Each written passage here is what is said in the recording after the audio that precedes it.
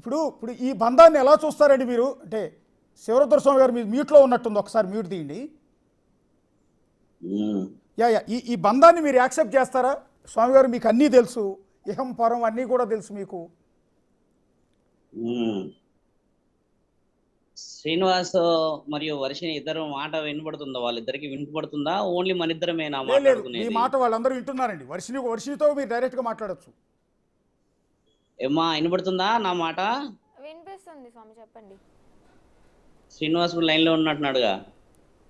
ఉన్నారు. ఎందుకు లోకం అంతా అఘోరి అమ్మ అంటుంటే మీరు శ్రీనివాస్ అని పిలుస్తున్నారు? నేను శ్రీనివాస్ అనే పిలుస్తాను. అఘోరి అని మీరు అనుకుంటే సరిపోదు కదా శంకరా. ఎవరు ఎలా తెలుసుకోండి నాన్న, ఇప్పుడు నాకేం పరక పడదు. ఇంకా పరకు నేను పడిస్తాను, మీరు టెన్షన్ ఏం పడకండి, ఆ విషయాలు వదిలేసేయండి. అఘోరి అన్న విషయం నేను మళ్ళీ మాట్లాడతా మీతోని. ఈ అమ్మాయి ఇష్టంగా వచ్చిందని లాస్ట్ టైం కూడా చెప్పాను.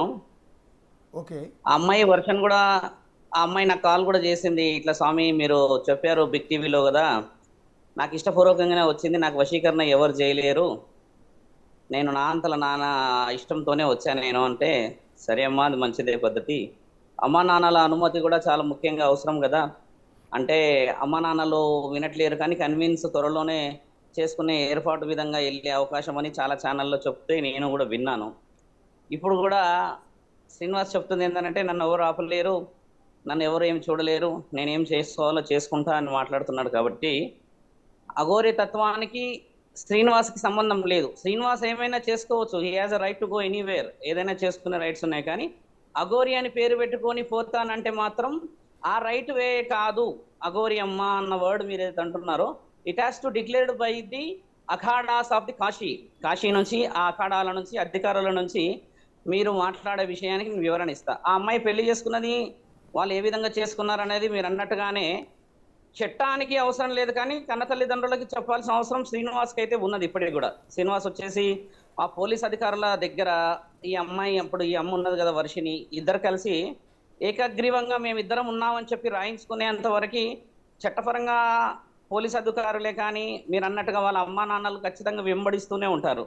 ఇప్పుడు పోలీస్ అధికారులు వాళ్ళకి మీ అమ్మాయిని మీరు తెచ్చుకోండమ్మా అని చెప్పడం చేత తల్లిదండ్రులు ధైర్యం చేస్తున్నారు. కాబట్టి శ్రీనివాస్ ఎక్కడున్నా కూడా నువ్వు ఏంటంటే, అమ్మా నాన్నలని ఒప్పించినా ఒప్పకపోయినా చట్టం నిన్నైతే ఖచ్చితంగా అడుగుతూ ఉంటుంది ఏదో విధంగా. ఇప్పుడు మిస్సింగ్ కేసు పెట్టిండని ఇంతసేపు మనం లైవ్లో వింటూనే ఉన్నాము.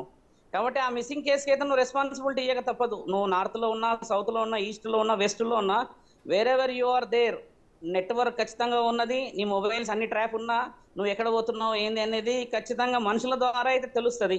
ఫోన్లో ట్యాప్ ఉన్నది, ఆ అమ్మాయి నిన్ను సెక్యూర్ చేస్తుంది. That is very good information. So she has know everything about ఎక్కడెక్కడ పోతున్నాను అన్న సంగతి. ఇప్పుడు ఈ అమ్మాయి ఇక్కడ హైదరాబాద్లో ఇంకో 2 రోజులు 3 రోజులు ఉంటుంది, నిన్ను చేరుకుంటుంది వాస్తవమే. కానీ పోలీస్ అధికారులు అయితే నిన్ను అడిగే హక్కు ఉమ్మాటికి 100% ఉన్నది వాళ్ళకి. ఆ విషయంలో నువ్వు ఒప్పుకొని, ఆ అమ్మాయి ఒప్పుకొని పెళ్లి చేసుకున్న వాళ్ళు కూడా, ఒక పురుషుడు ఒక స్త్రీ పెళ్లి చేసుకున్నా కూడా పోలీస్ అధికారులకు వచ్చి నాకు వీళ్ళ వల్ల రక్షణ ఈ విధంగా ఉంది, వీళ్ళు నన్ను ఈ విధంగా ఇబ్బంది పెడుతున్నారు అని చెప్పిన తర్వాత acceptance letter by the law and order department and acceptance by the parents, ఆ అమ్మాయి వాళ్ళ పేరెంట్స్ నుంచి మా ఇద్దరి మధ్యలో ఈ విధంగా ఏకగ్రీవ పత్రం ఉన్నదని చెప్పేసి ఆ పత్రాలు రాసుకున్న తర్వాత నువ్వు ఎక్కడైనా లీడ్ చేసుకున్న రైట్స్ ఉన్నాయి. ఇప్పుడు ఆ రైట్ లేదు, నాకు అలా చేయలేనంటే నువ్వు మళ్ళీ సమాజాన్ని వేరే విధంగా భ్రష్టు పట్టించే మాటలే మాట్లాడుతున్నావు, కానీ వితండవాదం ఉన్న మాటలే. కానీ నేను అలాగా అనలేదు స్వామి గారు, నేను అలా అనలేదు. నేను ఏంటంటే ఇప్పుడు వచ్చిన తర్వాత ఒక జాగాలో కూర్చుంటున్నాం కదా, అన్ని నా మాట విన, నువ్వు కూర్చోవాల్సిన అవసరం లేదు శంకరా. ఇప్పుడు రేపో ఎల్లుండో బయలుదేరి వచ్చి ఆ అమ్మాయిని తీసుకొని వెళ్ళి పోలీస్ స్టేషన్ కి వెళ్ళి అదే పోలీస్ అధికారుల దగ్గర నేను అదే చెప్తాను స్వామి గారు, నేను అదే చెప్తాను. నేను ఇప్పుడు ఆగ్రాలో ఉన్నాను కదా, బయలుదేరాను, నేను ఎట్టి పరిస్థితుల్లో డైరెక్ట్ తెలంగాణకి వస్తున్నాను. నేను మీడియా ముఖంగా చెప్పేది ఏంటంటే, ఆ అమ్మాయి నువ్వు తీసుకుపోయే రైట్స్ నీకు ఇంకా రాలేదు. ఆ అమ్మాయి నువ్వు వితండవాదం చేస్తున్నావు కదా, రైట్స్ తీసుకురండి అంటున్నాను. మొదట ఏంటంటే, నాకు ఈ అమ్మాయి ఇష్టము, నాకు నేను ఇద్దరం పెళ్లి చేసుకున్నాం అన్న దానికి సర్టిఫికేషన్ హ్యాస్ టు కమ్. ఇప్పుడు సర్టిఫికేషన్ నీకు రాకపోతే నీకు రక్షణ లేదు ముమ్మాటికి. ఆ రోజు ఉజ్జయిన్లో పోలీసు అధికారులు అర్ధరాత్రి 2 గంటలకు వచ్చి తీసుకుపోతుంటే చూస్తూ నిలబడిపోయావే తప్పితే అమ్మాయిని ఆపే ప్రయత్నం చేయలేదు. అంటే నీకు ఆడ ప్రాణ భయం ఉంది, లా అండ్ ఆర్డర్ భయం ఉన్నదని అర్థం కదా. నాకు ప్రాణ భయం లేదు, లా అండ్ ఆర్డర్ భయం కూడా లేదు నాన్న. ఎందుకు ఆపలేవు మరి? ఆ రోజు ఆపాల్సింది కదా. ఆపేసి అమ్మాయిని నువ్వు అలా ఇలా తీసుకుపోతావు నా భార్య అని చెప్పి ఆపాల్సింది కదా శంకరా. నువ్వు ఎందుకు ఆపలేవు మరి? నేను ఆపిన తర్వాతనే ఇంటికి 5 days వెళ్ళి వస్తా అన్నది. అది ఎవరికన్నా తెలుసా? 5 days అమ్మాయి వెళ్తానేడున్నది లబోదిగో అని. అలా కాదు, ఆ అమ్మాయిని ఈ పంట చింతపండు చేశారు, నన్ను కొట్టారు, నా చైన్ ఎత్తుకుపోయారని గట్టిగా అరుస్తుంది కదా. నీ భార్యను తీసుకుపోయినప్పుడు నువ్వు కూడా మీడియాకి చెప్పేడుండే. కొట్టింది నాకు ఇప్పుడు తెలిసింది కదా. ఇప్పుడు తెలిసింది కదా నాన్న. ఇప్పుడు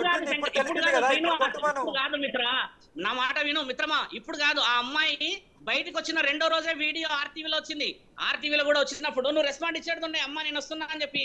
ఈ 10 రోజులు 5 రోజులు సమయం వృధా చేసి ఇప్పుడు చూస్తున్న ఛానల్లో వాళ్ళందరూ అది చేసి ఇప్పుడు నిన్ను నీకు ఇబ్బంది చేసుకునే పరిస్థితి రాకూడదు కదా.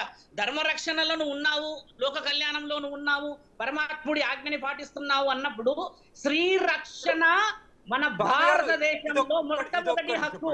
అఘోరలు ఎక్కడన్నా పెళ్లి చేసుకోవద్దని ఉందా? అఘోరలు పెళ్లి చేసుకోవద్దని, అఘోరాలు పెళ్లి చేసుకోవాలని ఎక్కడ రాసింది చూయించు. నేను అఘోరాలు పెళ్లి చేసుకోవద్దని రాసినది నీకు నేను ఇప్పుడే చూపిస్తా. అలా అంటలేను. నేను అనేది ఏంటంటే అఘోరాలు పెళ్లి చేసుకోవద్దు అని రాసిలేదు, చేసుకోవాలని రాసిలేదు. అఘోరాలు శ్రీనివాస్ అఘోరాలు పెళ్లి చేసుకోకూడదని రాసి లేదనేది నేను చూపిస్తా. నువ్వు పెళ్లి చేసుకోవాలని ఉన్నది ఇప్పుడు కాదు. ఇప్పుడు మణికన్నన్ పెళ్లి చేసుకున్నాడు, తిరుచి మణికన్నన్ తెలుసా? ఎవరు?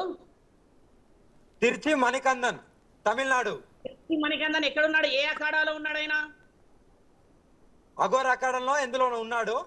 కావాలంటే మీరు ఫోన్ చేసి కనుక్కోండి. మీరు అన్నారు కదా మాకు అన్ని పరిచయాలు ఉన్నాయి అన్నారు కదా.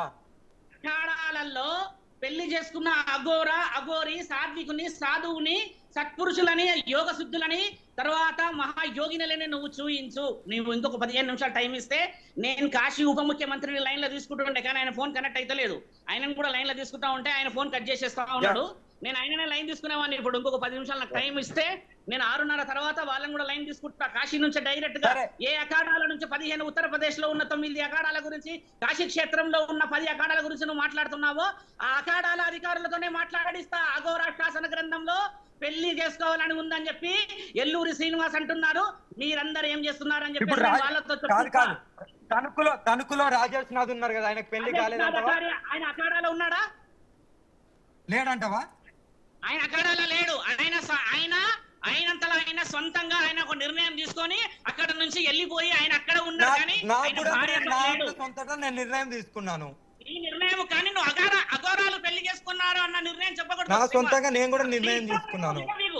శ్రీనివాస్ నీ ఇష్టం నువ్వు విర్రవీగు. నేను చెప్తుంది కూడా అదే. లా అండ్ ఆర్డర్ ప్రకారంగా, సివిలైజేషన్ గా, ప్రకారంగానే వెళ్తాము. ఓకేనా? మేము మ్యారేజ్ సర్టిఫికేట్ కూడా తీసుకుంటాము. ఓకేనా? మ్యారేజ్ సర్టిఫికేట్ మీకు కావాల్సింది నేను చెప్తున్నది అది తీసుకుంటాము. నువ్వు తీసుకో. చూడు శ్రీనివాస్, నువ్వు సర్టిఫికేట్ తీసుకో, పోలీస్ స్టేషన్ కి వెళ్ళు, లీగలైజేషన్ చేసుకో, రెగ్యులరైజేషన్ చేసుకో, దట్ ఈస్ యువర్ రైట్. కానీ తీసుకున్న తర్వాతనే అప్పుడు మీడియా ముందుకు వస్తాము. ఓకేనా? అప్పుడు మీడియా ముందుకు రాము. వచ్చేసారు, అక్కడికి వెళ్ళి వచ్చేసాయి. ఆ వర్షిని అమ్మాయికి రక్షణ లేదు స్వామి, ఎక్కడో ఉంటానంటుంది. దానికి బాధ్యత నువ్వు వహిస్తావా? ఈ రోజు రాత్రి అమ్మాయికి ఏమన్నా అయితే నువ్వు 100% నేను రావడానికి 2 రోజులు అవుతుంది అంటున్నావు కదా. ఆ అమ్మాయికి ఏమైనా నాదే బాధ్యత. ఓకేనా?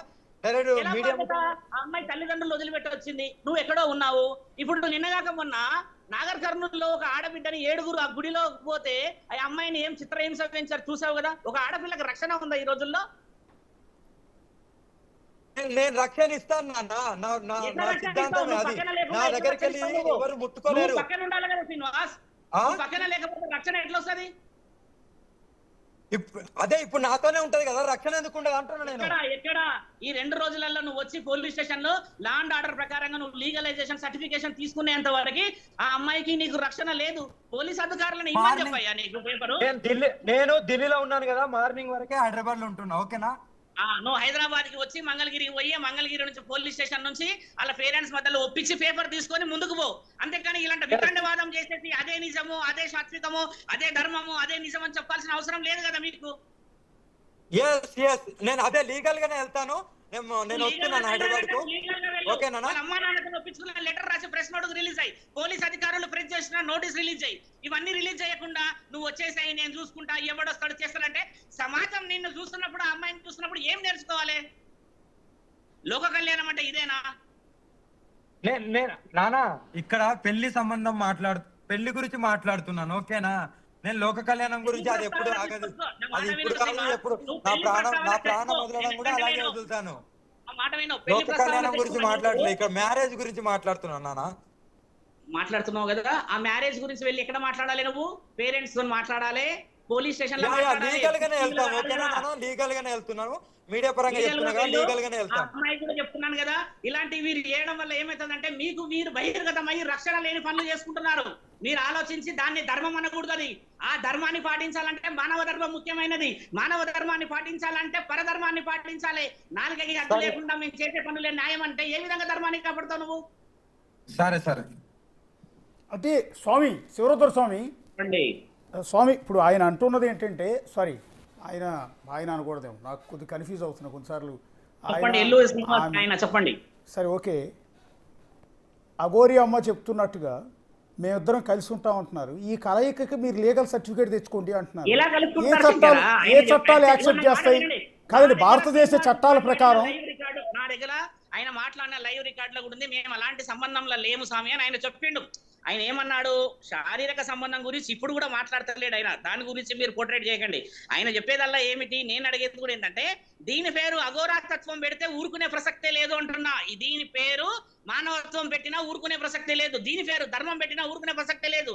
దీని పేరు పైశాచికత్వం పెడితేనే దానికి శ్రీనివాసు ఈ వర్షిని వెళ్ళి ఆ పోలీస్ స్టేషన్ లో మాట్లాడి ఇలా లీగలైజేషన్ సర్టిఫికేషన్ తీసుకుంటే లా అండ్ ఆర్డర్ ప్రకారంగా అప్పుడు మాత్రమే మీరు అన్నట్టుగా సిటిజన్షిప్ కి ఒక వాల్యూ వస్తుంది. లేని సమక్షంలో ఎక్కడ పోయి కూర్చుంటాడు? ఈయన ఉజ్జయినిలో కూర్చుంటాడా? ఇక కూర్చుంటాడు? సో నేను అంటుంది కూడా అదే. ఇప్పుడు భారతదేశ చట్టాల ప్రకారం ఆడ మగ పెళ్లి చేసుకోవచ్చు, లీగల్ మ్యారేజ్ సాంప్రదాయపరంగా పెళ్లి చేసుకోవచ్చు, రిజిస్ట్రేషన్ చేసుకోవచ్చు చేస్తుంది. రీసెంట్గా సుప్రీంకోర్టు ఆదేశాల ప్రకారం గే హక్కుల కోసం కూడా ఏదో చట్టాలు వచ్చినట్టు ఉన్నాయి ఈ మధ్య. అయితే ఇద్దరు ఆడవాళ్ళు పెళ్లి చేసుకుంటున్న సందర్భాలు, ఇద్దరు మగవాళ్ళు పెళ్లిళ్ళు చేసుకుంటున్న సందర్భాలు ఉన్నాయి. సో అలాగే వర్షిని ఇంకొక ఆడపిల్ల దగ్గరికి వెళ్ళి మేమిద్దరం ఇష్టపడ్డాం పెళ్లి చేసుకున్నాం అన్నా కూడా దాన్ని కొంత యాక్సెప్ట్ చేసే పరిస్థితి ఉంటుంది. మరి ఇప్పుడు మీరు చెప్తున్న శ్రీనివాస్ అండ్ వర్షిని బంధాన్ని ఎట్లా చూస్తారు అని? అంటే శ్రీనివాస్ ఏ కోణంలో చూస్తారు మీరు? ఏ కోణంలో చూసేదేముంది మిత్రమా, నీకు తెలీదా? ఇప్పుడు వాళ్ళిద్దరూ మాదిద్దరిది భార్యాభర్తల సంబంధం అని అనలేరు. వాళ్ళు ఏమన్నారు? మేమిద్దరం మానసిక సంబంధంతోని కలిసి ఉన్నాం అంటున్నారు కదా. ఆ మానసిక సంబంధం అనేది ఎక్కడిది? ఇప్పుడు అఘోరాలు ఇప్పుడు మన ఈ పురుషులు స్త్రీలు చేసుకునే ఈ మన దగ్గర చట్టాలు ఉన్నాయని అంటున్నా మీరు. ఆ చట్టాలలో ఒక సంఘాలు ఉంటాయి నాయన. ఆ సంఘాలకి లా అండ్ ఆర్డర్ లో ఆర్టికల్స్ కొన్ని ఉన్నాయి. ఆ ఆర్టికల్ ప్రకారమే వాళ్ళు వెళ్తారు, ఆ విధంగా జీవనం సాగిస్తారు. ఇప్పుడు ఈయన ఏ విధంగా జీవనం సాగిస్తాను అనేది కూడా రుజువు అవసరం కదా. ఆ అమ్మాయికి రేపటి రోజు ఇప్పుడు ఆయన అంటే ఇష్టం ఉన్నది, అందరికీ ఇష్టమే, వీళ్ళిద్దరు వెళ్తున్నారు కదా. రేపటి రోజు రక్షణ కవచం అవసరం పడినప్పుడు నలుగురు వచ్చి 4 సమాధానాలు అడిగినప్పుడు ఎవరికి సమాధానం చెప్పాలన్న ఒక లీగలైజేషన్ లేకపోతే ఏ చట్టాన్ని ఈయన వాడుతున్నాడు? ఇప్పుడు మరి ఆ చట్టాన్ని అడుగుతున్నాం కదా. ఇప్పుడు బిగ్ టీవీలో అంటే చాలా మంది చూస్తారు, అందరూ చూస్తున్నారు కదా, వాళ్ళనే అడగండి. కామెంట్లు రిసీవ్ అవుతున్నాయి కదా, అందులో చాలా మంది జస్టిస్ ఉంటారు, లా అండ్ ఆర్డర్ ఉంటారు, లాయర్లు ఉంటారు, అడ్వకేటర్లు ఉంటారు, కౌన్సిలర్లు ఉంటారు, మానసిక డాక్టర్లు ఉంటారు, అందరు ఉన్నారు కదా. వాళ్ళందరూ సమాధానాలు చెప్తూ ఉన్నారు కదా. ఇప్పుడు ఆ మమతా హాస్పిటల్లో ఏదో అక్కడ కూడా డాక్టర్ ఇచ్చాడంట, మానసిక వైద్యం గురించి ఏదో టాబ్లెట్లు ఇచ్చాము మేము వర్షనికి అని అంటున్నారు. ఇప్పుడు మానసిక పరిస్థితుల్లో నేను లేను ఈ అమ్మాయి అని అంటుంది, దానికి హ్యాపీ. ఇప్పుడు మానసిక పరిస్థితులు లేని మీ ఇద్దరు మానసికంగా పిచ్చోళ్ళలాగా ఎందుకు ఈ విధంగా పైశాచికత్వాన్ని బిహేవ్ చేయాలి? లా అండ్ ఆర్డర్ ప్రకారంగా లీగల్ ఎందుకు వెళ్ళొద్దు అంటున్నాను నేను. లా అండ్ ఆర్డర్ ప్రకారమే వెళ్తాము అంటే తను వచ్చాక బయలుదేరుతాము స్టేషన్ కి. మంగళగిరి వెళ్ళి అక్కడ మా ఇష్టపూర్వకంగా ప్రొసీడ్ అవుతున్నామని చెప్పి